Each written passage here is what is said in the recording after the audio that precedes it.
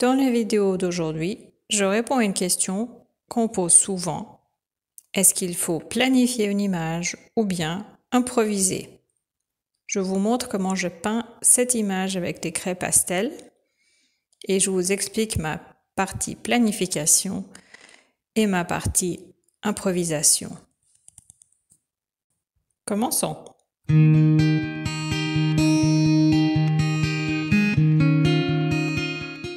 J'utilise le site Unsplash pour chercher mes photos, mes images de référence.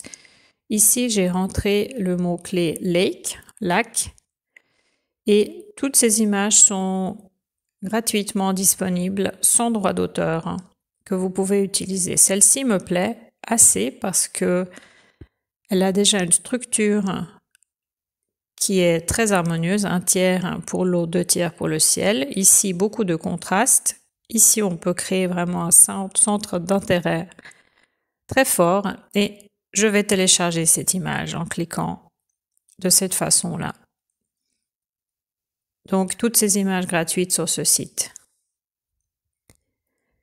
Et je n'ai plus qu'à ouvrir ensuite cette image sur mon ordinateur. Je vais essayer de rentrer maintenant ce mot-clé en français, lac.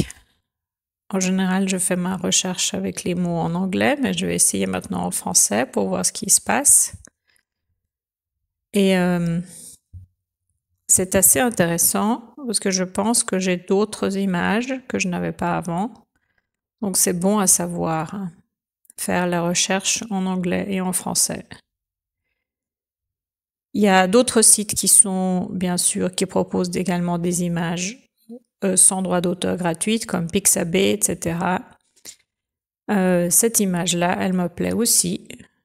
C'est aussi une image qui a du potentiel pour en faire une peinture, mais je vais rester avec la première. Si ce contenu vous a plu, merci de laisser vos likes, de vous souscrire à ma chaîne et de cliquer la clochette de notification de nouveaux contenus. Je vais commencer par faire un croquis. Normalement, j'utilise un carnet pour garder mes croquis. Et par exemple ici, j'arrive à en mettre 8 sur une page. C'est très pratique, on peut garder tout au même endroit. Là, par exemple, j'ai fait 3 versions différentes pour une image que je voulais peindre, différentes compositions pour décider de ce que je voulais faire. J'utilise pour tracer ces petits carrés, ces petits rectangles, un pochoir que j'ai fait moi-même. C'est très pratique. Les dimensions sont 6 à 8 simplement, découpées dans une feuille de carton. Je vais faire un croquis de mon image de référence, peut-être plusieurs. Et la raison pour ceci, c'est que cela va me permettre vraiment d'observer mon image de référence avec l'attention qui est nécessaire pour réaliser cette image. C'est une composition qui est très simple, mais ça vaut la peine de passer un tout petit peu de temps sur cette étape de croquis pour simplement observer, et pas simplement observer avec les yeux, mais observer avec un crayon dans la main et décider, planifier un peu à l'avance la structure de l'image, le point principal, l'intérêt principal, le sujet, et comment est-ce que vous allez arriver à l'effet désiré. Et je sais que là j'ai un peu trop de structure parce que ma surface est très rugueuse, donc je mets mon bloc, mon carnet en dessous pour avoir une surface plus lisse. Et je sais que c'est très tentant de prendre tout de suite les pinceaux, les crayons et la toile et commencer à peindre. Mais si vous faites des études académiques de peinture, on vous apprend que il faut passer par ce stade de croquis, de dessin, avant de se lancer dans la peinture. Et si vous regardez, tous les grands maîtres de la peinture ont fait également énormément de croquis et d'études avant de se lancer dans l'exécution de leur toile. Vous allez voir que en faisant cet exercice du croquis, vous allez apprendre à regarder différemment. Et ça prend vraiment pas beaucoup de temps. En tout cas, moi, je sais que quand je fais un croquis ou plusieurs croquis avant de me lancer dans l'exécution du tableau, le résultat est meilleur parce que j'ai déjà anticipé les problèmes, j'ai déjà réfléchi aux solutions et en général, je dirais 95% du temps, mon résultat est vraiment meilleur avec un croquis au départ. Ce qui se passe ici, c'est que je réalise que j'ai placé les réflexions beaucoup trop proches cette montagne, cette forêt en arrière-plan, et je n'ai pas laissé assez de place pour cette ligne claire. Et en fait, la structure n'est pas assez claire. Donc je recommence parce que je me suis aperçue qu'en fait, cette ligne très fine à l'horizon, c'est ça qui donne la structure et la beauté à cette image. En fait, c'est un élément très important que je n'avais pas vraiment remarqué quand j'ai commencé à regarder mon image de référence. Donc, deuxième version, où je vais faire vraiment beaucoup plus attention à cette ligne très fine et planifier assez d'espace pour être sûr que voilà, mon ombre ici, mon reflet pardon, dans l'eau, voilà mon reflet qui est un petit peu, qui a des contours un peu plus diffus que l'objet lui-même, bien sûr. Et là, j'ai assez d'espace, j'ai planifié assez de place pour ces reflets clairs dans l'eau. Je continue en assurant ma surface. Ça c'est vraiment la façon académique de procéder. Hein. Si vous faites des cours académiques de peinture, de dessin, c'est de cette façon-là qu'on vous apprend à assurer une surface et toujours couvrir toute la dimension de votre croquis, donc de gauche à droite, de droite à gauche. Et ce que je veux faire ici, c'est vraiment marquer les endroits les plus foncés. C'est ce que j'ai fait là avec mes objets en arrière-plan. Et là, je procède à l'assurage de mon ciel. Donc, faire quelque chose d'une valeur moyenne, simplement pour montrer mes valeurs. Ce petit croquis, en fait, vous voyez, bien sûr, il n'y a pas de couleur. C'est vraiment une étude sur la structure de votre image et les valeurs. Vu que vous avez un crayon foncé noir et la feuille blanche, c'est vraiment l'endroit idéal pour planifier vos valeurs. Et je décide de rajouter un peu plus de structure à mon ciel parce que vous voyez, le ciel occupe 2/3 de cette image et actuellement il est un petit peu vide à mon goût, un petit peu trop monotone. Donc je pense que je vais faire quelque chose comme ça et aussi une façon de diriger le regard vers ce milieu qui va être très clair et très contrasté. Donc ça, c'est l'idée de départ que j'ai. Et je pense que je vais partir là-dessus. Donc la partie planification, c'est vraiment, ça ne prend pas beaucoup de temps, peut-être une dizaine de minutes. Et ça, c'est juste pour m'indiquer, je ne vais pas peindre de soleil, mais juste m'indiquer cette partie centrale qui doit rester très claire.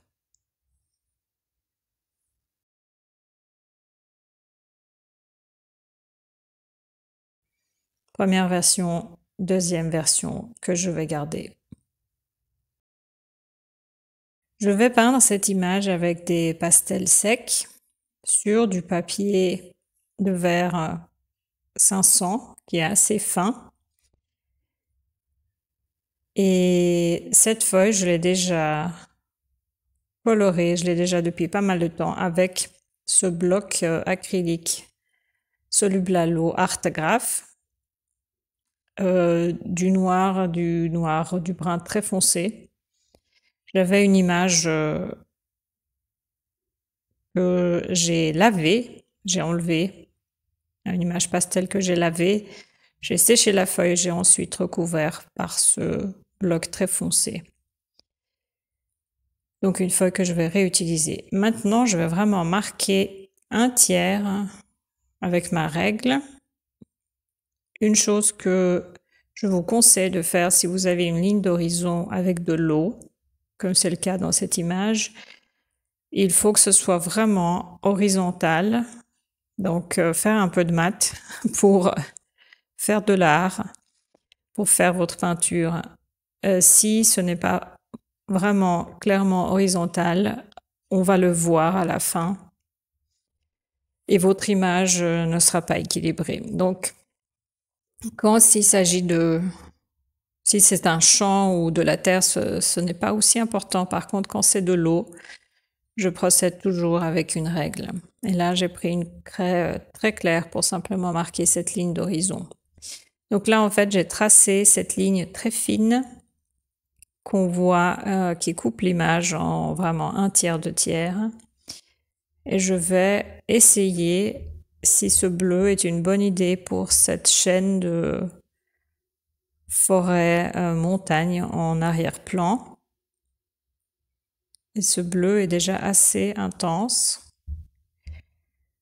Je pense que je vais l'enlever. Je vais utiliser ma gomme mie de pain. Et vous voyez, on peut effacer les pastels si la couche n'est pas trop épaisse. On arrive à enlever avec cette gomme malléable cette couche de pigment. Et je retrouve le noir de mon papier parce qu'en fait, j'ai décidé de garder le noir du papier pour ma partie la plus foncée. Donc, je ne vais pas recouvrir cette partie plus foncée. Par contre, je vais utiliser ce bleu pour l'eau. Et ce que j'aime beaucoup avec les pastels, c'est que ça donne très facilement des effets très naturels, très organiques pour l'eau et le ciel. C'est pour cette raison-là que je préfère peindre mes images figuratives avec des pastels. Ça, c'est un bleu un peu plus foncé, un peu plus intense. Je préfère le pastel plutôt que l'acrylique. Ici, j'ai un petit outil, petite éponge de maquillage que je vais utiliser pour étaler ma couche de pastel. On peut faire ça bien sûr avec les doigts, mais là c'est une surface qui est assez grande et c'est du papier de verre, donc au bout d'un moment, on va user la peau des doigts. Je procède donc avec ma petite éponge et c'est un outil qui fonctionne très bien. Sur ce type de papier, je sais que je peux faire à peu près 4 à 5 couches de pastel avant d'arriver à cette étape de saturation du papier. Et donc, cette première couche, j'aime bien faire, surtout quand il s'agit de l'eau et du ciel, j'aime bien étaler les pastels parce qu'on veut déjà couvrir la surface. Et on peut toujours faire des marques plus expressives, plus grossières à la fin. Et souvent, je commence par estomper ces pastels secs pour recouvrir la surface. Et vous voyez que le fait d'avoir choisi une feuille qui est déjà noire, très foncée à la base, ça aide énormément dans ce type d'image parce que, en fait, on a déjà la valeur la plus foncée, le noir, cette valeur que autrement je devrais peindre avec une craie ou une sous-peinture. Donc là, c'est déjà le cas. Ce n'est pas du blanc. Ce que j'ai ici, c'est du rose très très clair. Bien sûr, vu que ma surface est très foncée, ce rose très clair paraît très clair, quasiment blanc. Et je continue à estomper, mélanger. Je prends une autre petite éponge pour ne pas mélanger le bleu et le rose. Et je continue à estomper.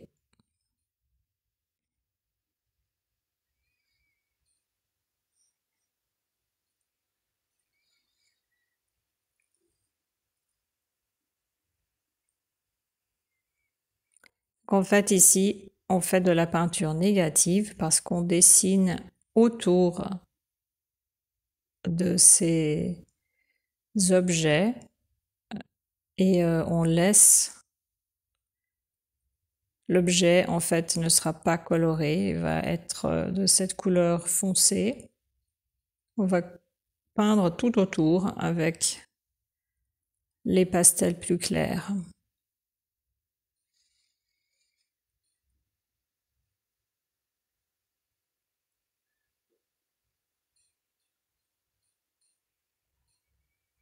Si vous n'avez jamais essayé de pastel, je vous conseille vraiment d'essayer ce médium. C'est très ludique, c'est très simple, c'est plus simple que ce qu'on pense en général. Je sais que les pastels ne sont pas le médium le plus populaire. C'est souvent l'acrylique ou l'huile ou l'aquarelle. Mais si vous voulez vous lancer, je vous conseille vraiment d'essayer les pastels parce que je trouve que c'est un excellent médium pour commencer à apprendre à peindre. Et on arrive, je trouve, assez vite à des résultats qui sont très intéressants.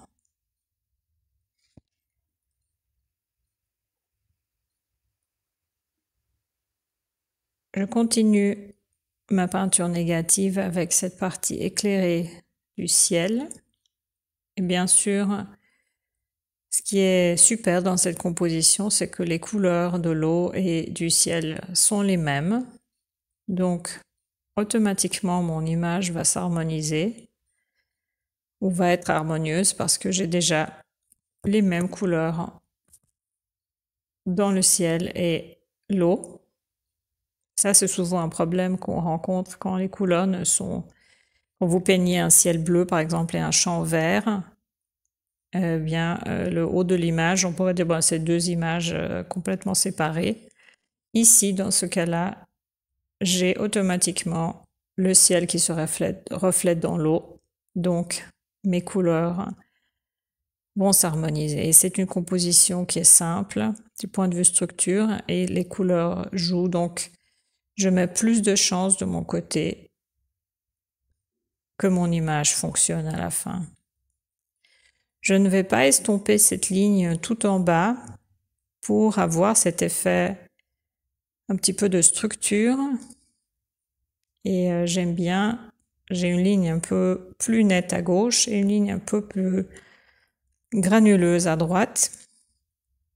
Et je vais laisser ça comme ça parce qu'en fait, j'aime bien cette différence de structure entre la gauche et la droite. Là, mes mains commencent vraiment à devenir bleues. Maintenant, on s'attaque au ciel avec les mêmes bleus. Pour l'instant, je n'ai utilisé que deux bleus différents. Un bleu un peu plus neutre et un bleu un peu plus saturé. Et vous voyez simplement le fait de passer votre pastel sur le papier. Je pourrais m'arrêter là, hein. C'est déjà, ça ressemble déjà à des nuages. Simplement en jouant sur la structure de votre feuille et en utilisant la face plate de la craie. Et vous voyez, moi en général, je casse mes craies pastel en plusieurs morceaux. Donc j'ai un petit morceau, une taille moyenne et ensuite un gros morceau suivant le type de marque que je veux faire. Et c'est très pratique d'utiliser le côté ou alors la pointe suivant le type de marque que vous voulez laisser sur votre feuille. Je continue à estomper cette première couche. Je veux que ce soit un peu plus lisse. Je vais faire des marques plus expressives vers la fin parce que j'aime beaucoup aussi cet effet-là. Pour l'instant, je veux voir une base un peu plus estompée. Et ce qui est intéressant, c'est qu'on voit la feuille, cette sous-peinture noire transparaître. Si j'avais peint ça sur du papier blanc, ça n'aurait pas du tout le même effet. Donc on pense qu'on recouvre la feuille, mais en fait, c'est une couche très fine. Et le noir de cette première couche de sous-peinture joue un rôle très important pour créer ces contrastes, cet effet de lumière et de luminosité. Et j'aime beaucoup en fait travailler sur des surfaces foncées comme ça. Pour ce type d'image, ça permet vraiment de créer une atmosphère très dramatique, très intéressante avec beaucoup de contrastes. Et bien sûr, si vous avez une feuille blanche, eh bien, vous pouvez utiliser le blanc du papier pour le blanc, votre région la plus claire. Mais je trouve que le noir fait, en tout cas avec les pastels, fait ressortir les couleurs et donne vraiment une profondeur en plus à l'image par rapport à une feuille blanche. Bien sûr, si vous voulez faire cette image avec votre médium de choix, aquarelle, peinture à l'huile, acrylique, c'est également tout à fait possible. Je vous fais cette démonstration au pastel parce que je trouve que ce médium se prête vraiment très bien à ce type d'image. Et personnellement, je fais mes images figuratives au pastel et les images abstraites à l'acrylique. C'est la conclusion à laquelle je suis arrivée. C'est ce qui fonctionne pour moi. Vous pouvez bien sûr faire ce qui vous plaît et utiliser le médium de votre choix.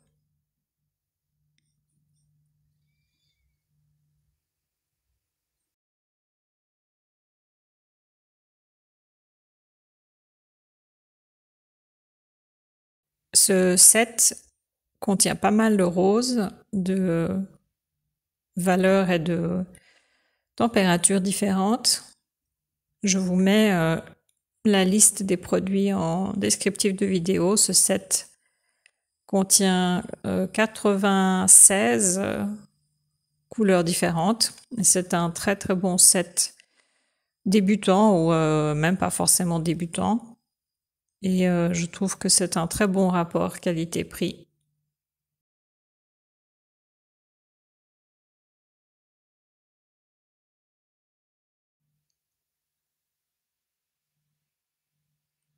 Et là, je rajoute ce rose un peu plus foncé, un peu plus intense, un peu plus saturé dans mon ciel et dans l'eau. Et bien sûr, comme c'est de l'eau, il faut refléter ce qui se passe dans le ciel, dans l'eau.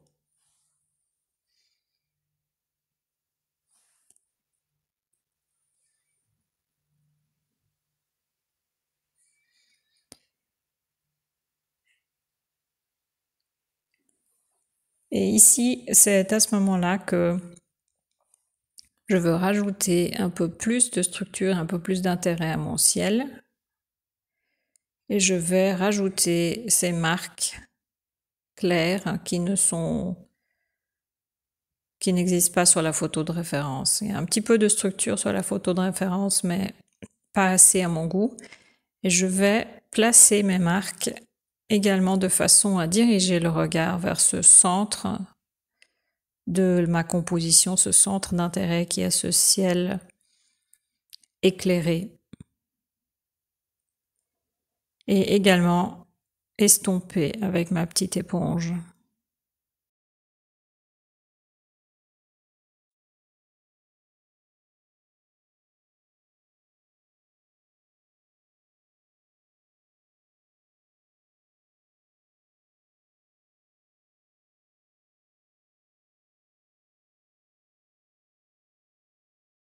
Et vous voyez comme avec très peu de choses, on arrive déjà à créer cette illusion d'espace, de perspective et de lumière, parce qu'on a vraiment ce contraste extrême entre le noir du papier et le clair, le très clair des pastels. Et là, l'effet de luminosité, de lumière, est toujours créé en créant ce maximum de contraste. Si vous voulez avoir cet effet de lumière, il faut vraiment pousser le contraste sur l'échelle des valeurs. Aucune peinture ne brille ou n'émet de lumière par elle-même. Donc, c'est ça l'astuce pour arriver à l'effet de luminosité. Maintenant, je procède avec des touches très très légères. Ça, c'est vraiment quelque chose qu'il faut appréhender un peu avec les pastels, c'est que il faut vraiment y aller tout doucement, tout légèrement. Et on arrive déjà à déposer du pigment. Maintenant, je prends un turquoise. En fait, ici, je ne regarde plus mon image de référence parce que il n'y a pas vraiment cette structure dans ma photo de référence, mais j'ai envie de rajouter quelque chose en plus. Sinon, cette partie du ciel, presque le tiers de mon ciel, ne représente pas grand-chose d'intéressant. Donc ça, c'est vraiment la partie interprétation.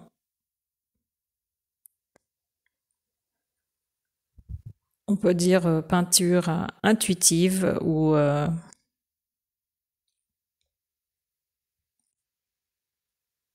ma propre version, ma propre exploration de ce sujet.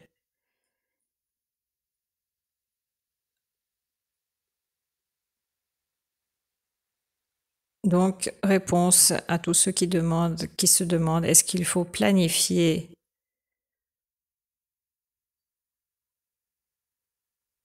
ou simplement improviser?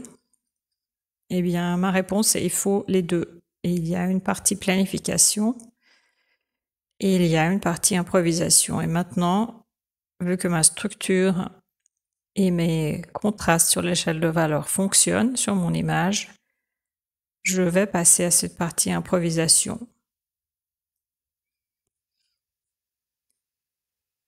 Et me détacher progressivement de mon image de référence.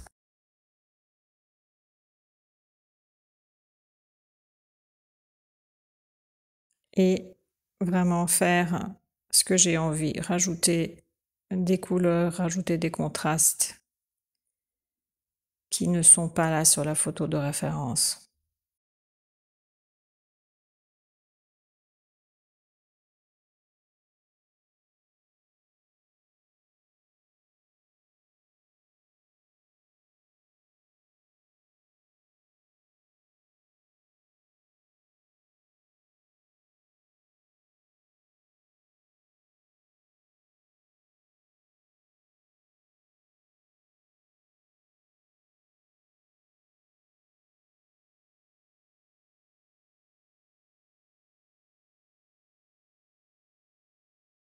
Je continue à estomper un peu plus pour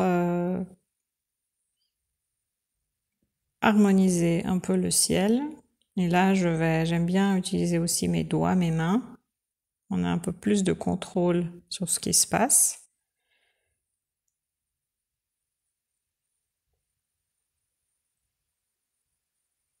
Et je procède simplement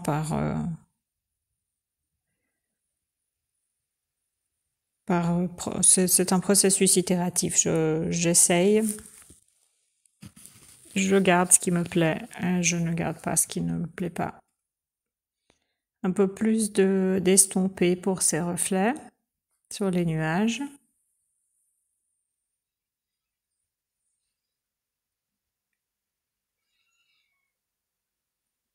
Et les nuages ont toujours différents types de contours. On a des contours nets, on a des contours plus doux, plus estompés. Et il faut vraiment jouer là-dessus pour arriver à cet effet de ciel, quelque chose qui ressemble à un vrai ciel.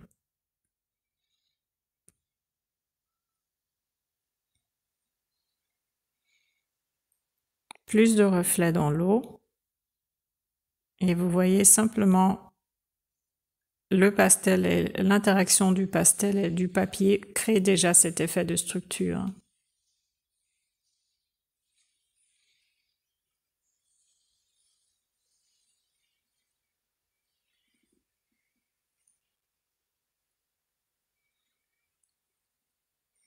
Je parle du choix de photos de référence dans une autre de mes vidéos. J'explique quelles sont à mon avis des bonnes photos de référence et quelles sont des photos qui vont poser problème lors de la peinture.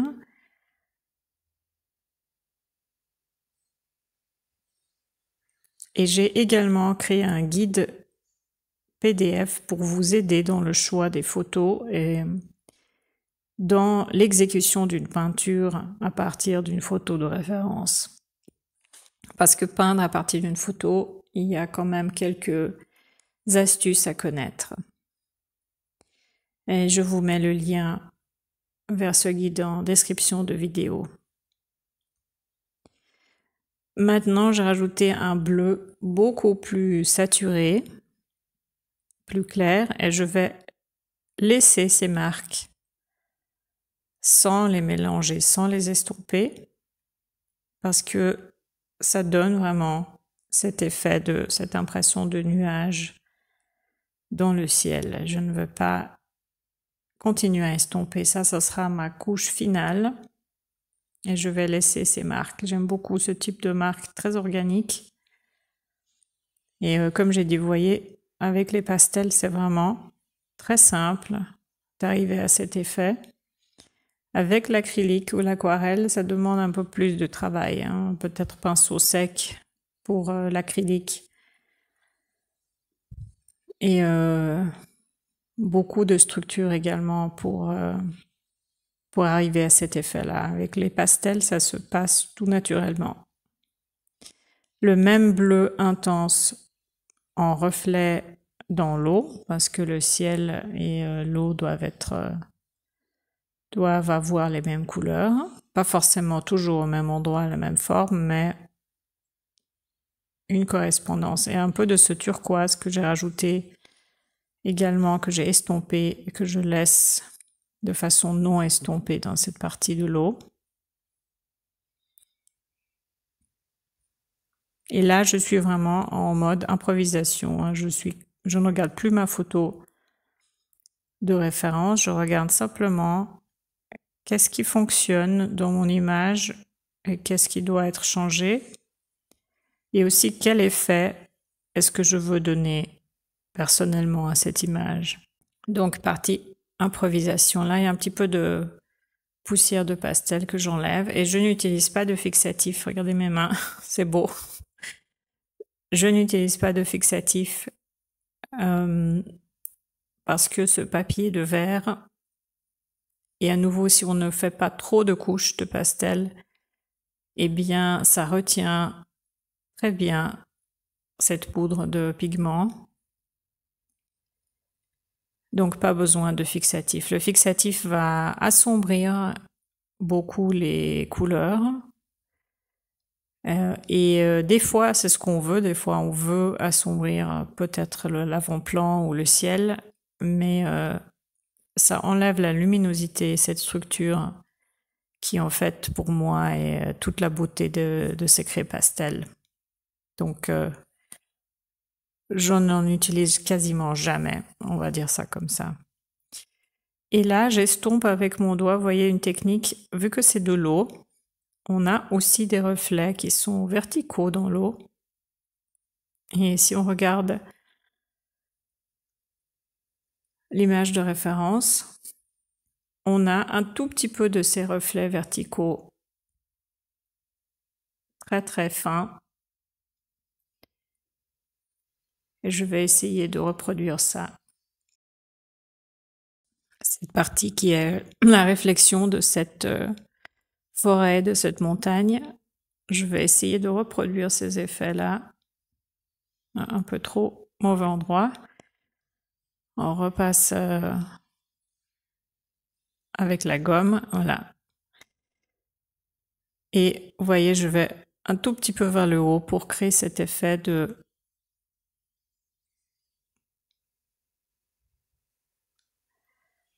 d'ombre, de reflet dans l'eau.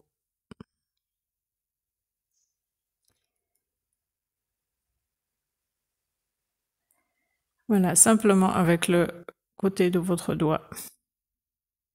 Même chose de l'autre côté. Donc voilà, petite astuce pour l'eau. On a toujours des reflets, des lignes horizontales, mais on a également des reflets ou des mouvements verticaux. Et c'est ça qui va donner l'illusion de l'eau.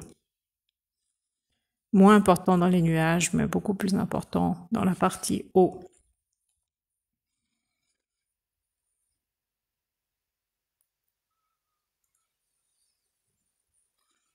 J'espère que cette démonstration vous a plu. J'espère que vous allez vous lancer dans peut-être le pastel ou peut-être un autre médium et essayer de peindre cette image ou ce type d'image avec beaucoup de contraste. Et également essayer ma méthode, un petit peu de planification au début pour avoir ensuite la liberté d'improviser et de se détacher progressivement de son image de référence et de ne se focaliser ensuite dans cette partie vraiment interprétation dans votre univers de montrer, de peindre ce que vous voulez peindre. Donc, bonne peinture à tous, à très bientôt.